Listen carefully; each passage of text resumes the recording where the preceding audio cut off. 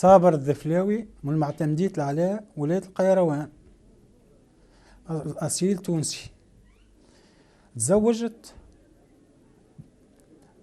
تزوجت امرأة بقيتها معايا 15 عام. المرأة ذي ما خليتش وين نمشي بها للطب بكل، من سوسة المستير القصرة لتونس. فلوسي كل ضاعت في الطب وما تحصلتش حتى على نتيجة. رصات لي طلقت المرأة الأولانية وعاودت ما خذيت امرأة أخرى. المرأة الأخرى ذي زوجتي هذيا عندها معايا توا 3 سنين. 3 سنين زاد نفس السكة من الطب الكل درته، من مساحات، من الطب الروحاني، فهمت وشيء. ولهذا ما تحصلتش حتى على نتيجة. فما مرة عدوا في الحكيم سي كمال المغربي في التلفزة، تفرجت فيه مرتي، قالت لي نمشي نشوفوا السيد هذا. قلت لها انا درت الطب والكل والروحانيين الكل وشيء وما نعملش ربي كي عليه. قالت لي انا تصور انت المدام اللي ولات تحلم بيها سي كمال هذا. قالت لي لا نمشي. جبتها قلت لها ما يسالش تاو نمشي. جبتها سي كمال. المره الاولى خذينا رانديفو بعد 2 شهرين ولا شهر ورجعنا. قال باش ترجعوا لي. رجعنا له سي كمال هذا، اعطانا دواء. الدواء ذا بقى شهر. قال جاتني المراه قلت لها برا نمشي على حلت راح نشوفوا لعلنا بربي ولا كذا. مشيت عملت تيست قالوا لها حبله، ما صدقتش.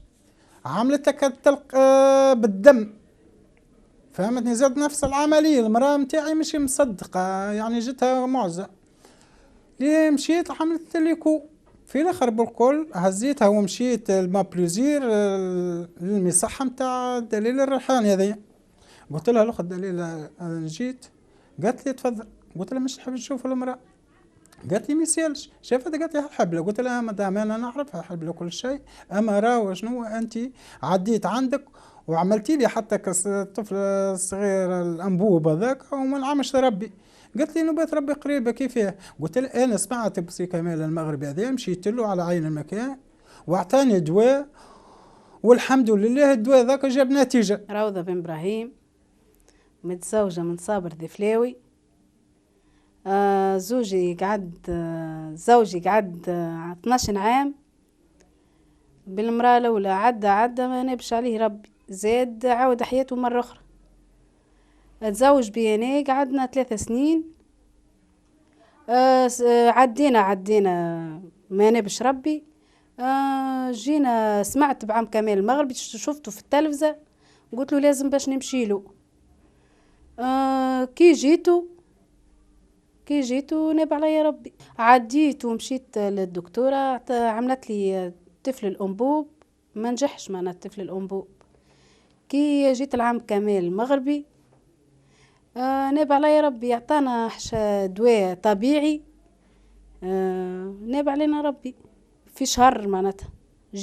جيتو مرة ومرة ثانية يعطاني دواء ناب عليا ربي. دي معناها اني تو نكمل الرابع غدوة الحي في الشهر. ندخل نهار 15 ندخل في الشهر الخامس.